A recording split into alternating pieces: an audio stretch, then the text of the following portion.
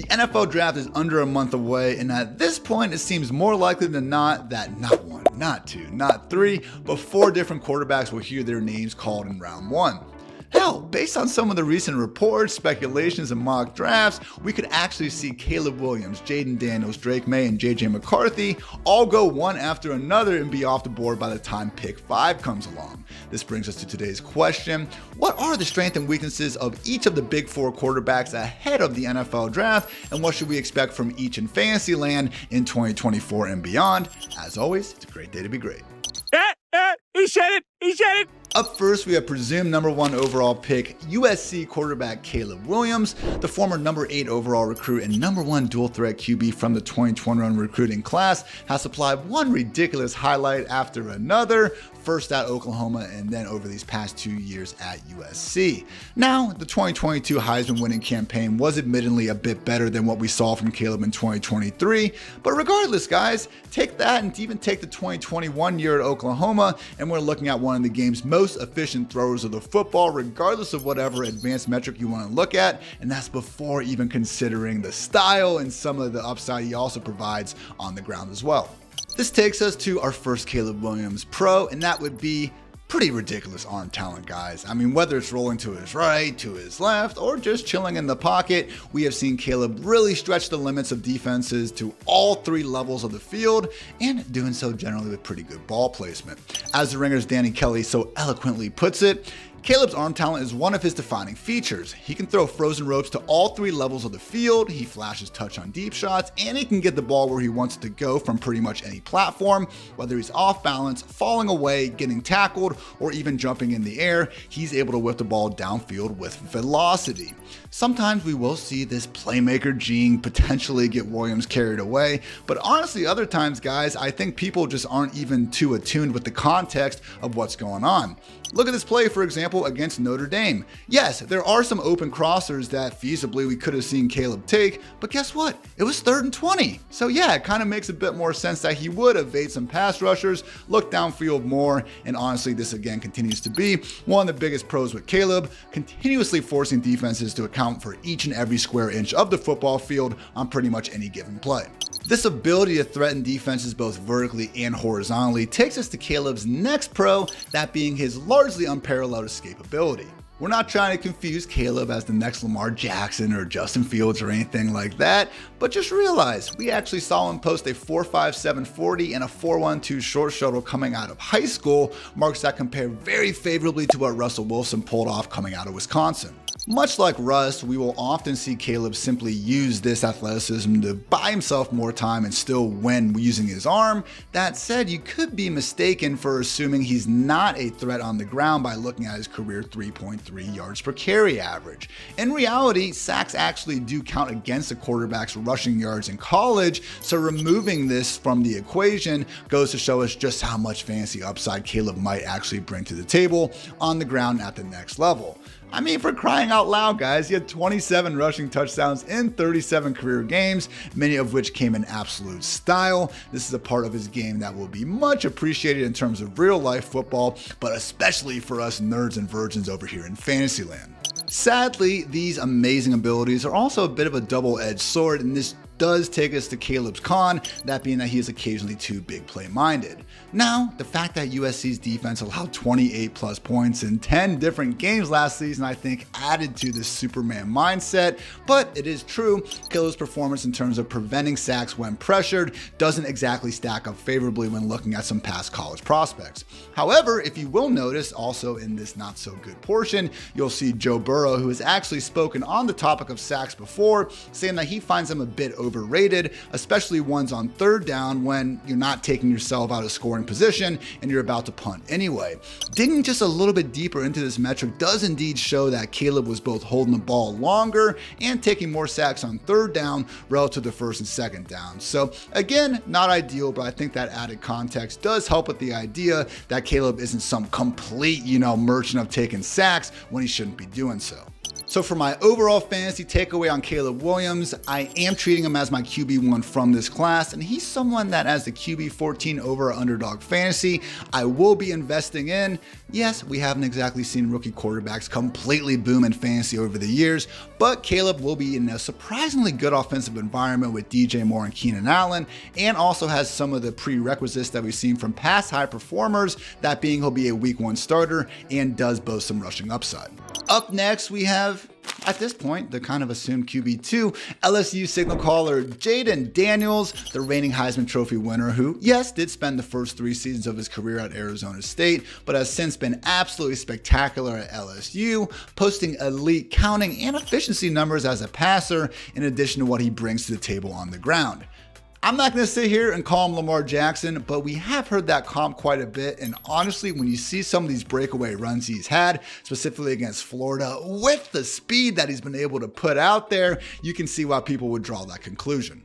This immediately brings us to Daniels' first pro, that being that my man's is absolutely lethal on the ground.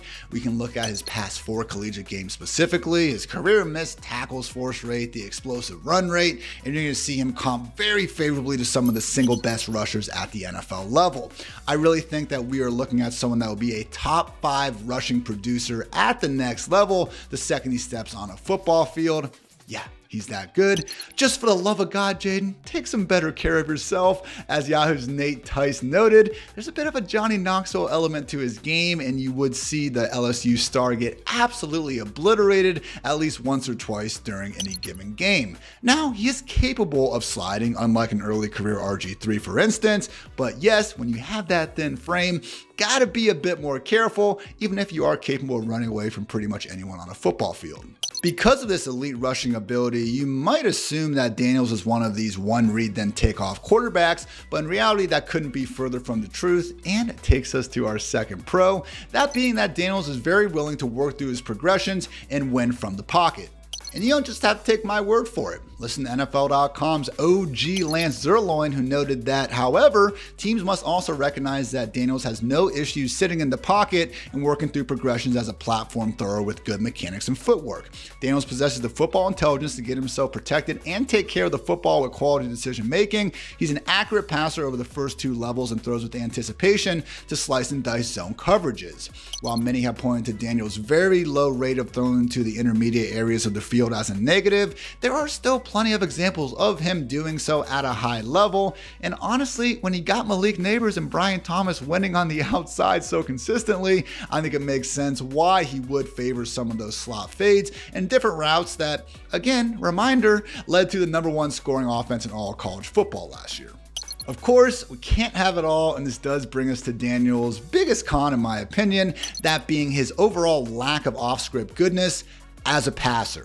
Nobody's debating what the man can do when he decides to tuck and run, but it really seems like after he goes through his progressions in the pocket, he does essentially just decide, okay, it is time to take off and run the football. You can see this reflected in terms of his overall scramble rate, and then also just looking at his performance as a passer over and under 3 seconds. Now, we can always find a highlight to help build our case. I've seen the rollout against Army and a nice deep downfield dime to Brian Thomas. He obviously has the tools to be able to do this.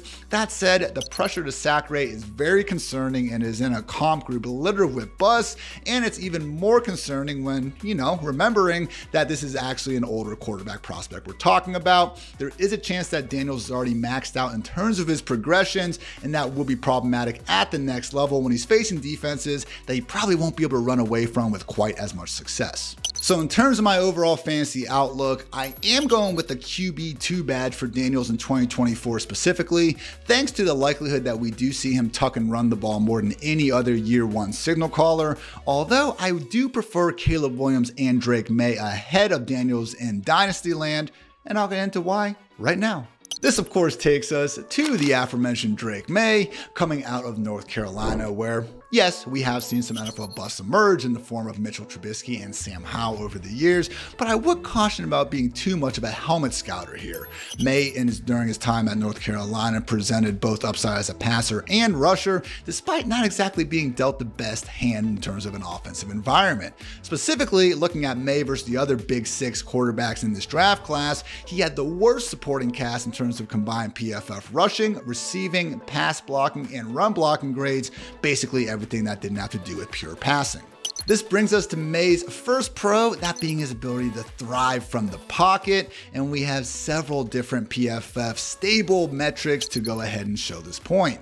Overall, guys, he is 91st percentile or higher in each of these 5 key metrics that are meant to best translate performance at the college level to the pros. But don't just take the PFF metrics words for it. We can also listen to the Athletics' Dane Brugler, who said, with his arm strength and pacing, Maye put a full inventory of throws on tape and showed he can comfortably operate with timing from the pocket. He is a quick reaction athlete who makes off-schedule plays as a scrambler and is able to rip throws from different platforms.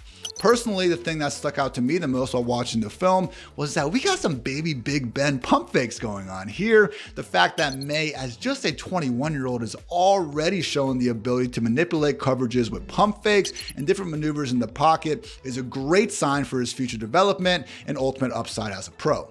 This brings us to Maye's, honestly, second pro that can sometimes be called a con as well. The fact that he does force defenses to guard every square inch of the football field for better and, yeah, sometimes worse. This is where a lot of the Josh Allen comps come from, because when you watch Maye, you'll see the ill-advised hurdle, the left-handed pass, the mid-play lateral, things that quarterbacks probably shouldn't do, but if you happen to pull it off, you'll still get a pat on the helmet by the time you get to the sideline.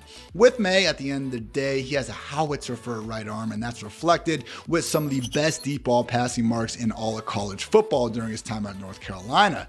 That said, there were some bad interceptions on tape, and his performance specifically under pressure just doesn't quite stack up all that favorably to the other Big Six quarterbacks in this class. Ultimately, though, it is this improved off-script passing ability that gives me the nod to Maye over Jayden Daniels in the long term.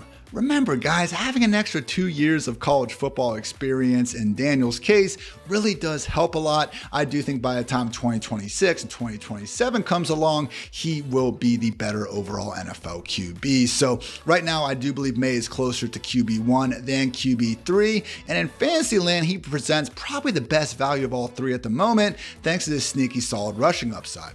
Consider, Maye actually averaged more fantasy points per game from purely rushing production than Caleb Williams last year, and his mark of 9.4 is actually pretty damn close to what we saw guys like Anthony Richardson and even Justin Fields pull off at the college level. And finally, we have our 4th quarterback that is quite highly touted going into the 2024 NFL draft, and that is probably the most polarizing prospect of the cycle, Michigan quarterback J.J. McCarthy. Now, hand up, Columbus, Ohio lifer right here. This guy's made some rough Thanksgiving weekends over the last 2-3 years for the Hartitz family.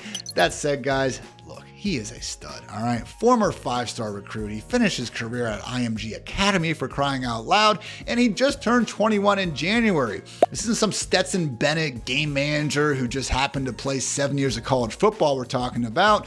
The dude went 27-1 at Michigan, so yes, I realize the passing volume wasn't necessarily there, but if there was ever going to be a situation where we probably shouldn't expect a high-end quarterback to throw the football a lot, maybe be under the same head coach who didn't even ask Andrew freaking Luck to throw the football all that often at Stanford.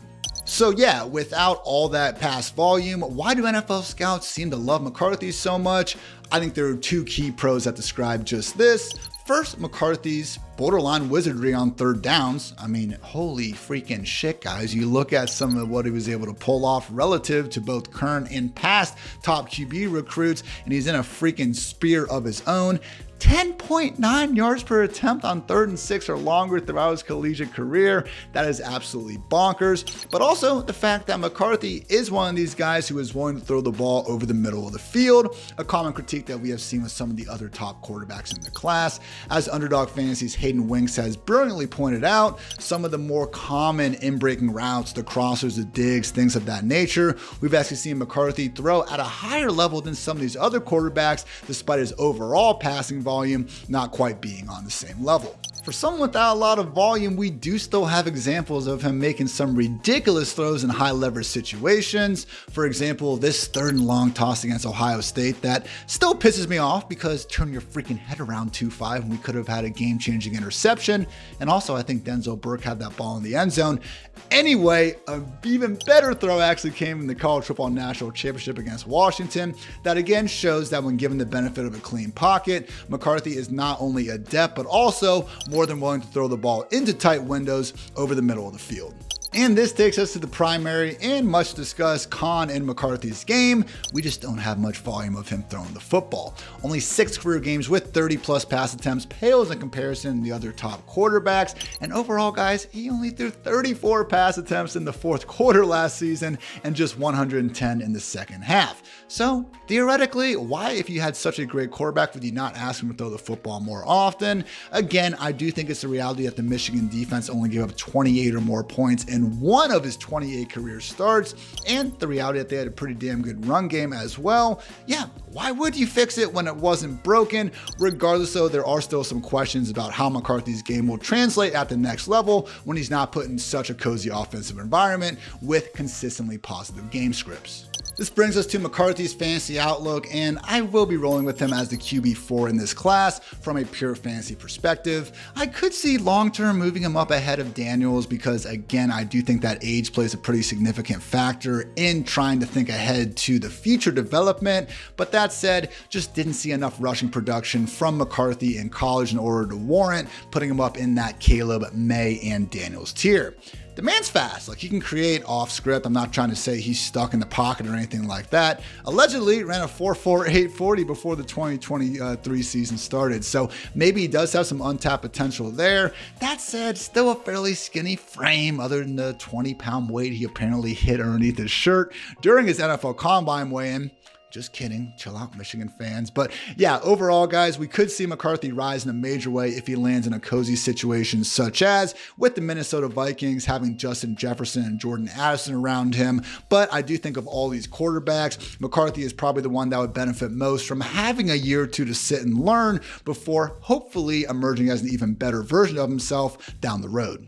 All right, guys, that's it from me. I actually have prospect profiles on Caleb Williams, Drake Maye, and Jayden Daniels, where I go into even more detail over at fantasylife.com. And my guy Chris Allen wrote about JJ McCarthy recently as well. So certainly tried to, listen to some of those brightest minds. Again, shout out to guys like Nate Tice, Dane Brugler, Lance Zierlein for all the work they've done in this field over the years. And also made sure to watch at least 5 or so games of these guys with the all 22 copies to try to get a good read on them myself. So again, hope you enjoyed the video. Let me know in the comments where you guys are thinking about drafting these quarterbacks in 2024 and any potential concerns you might have about them. Always love interacting with you guys whenever I get the chance. So again, thanks for listening. Until next time, have a freaking great day.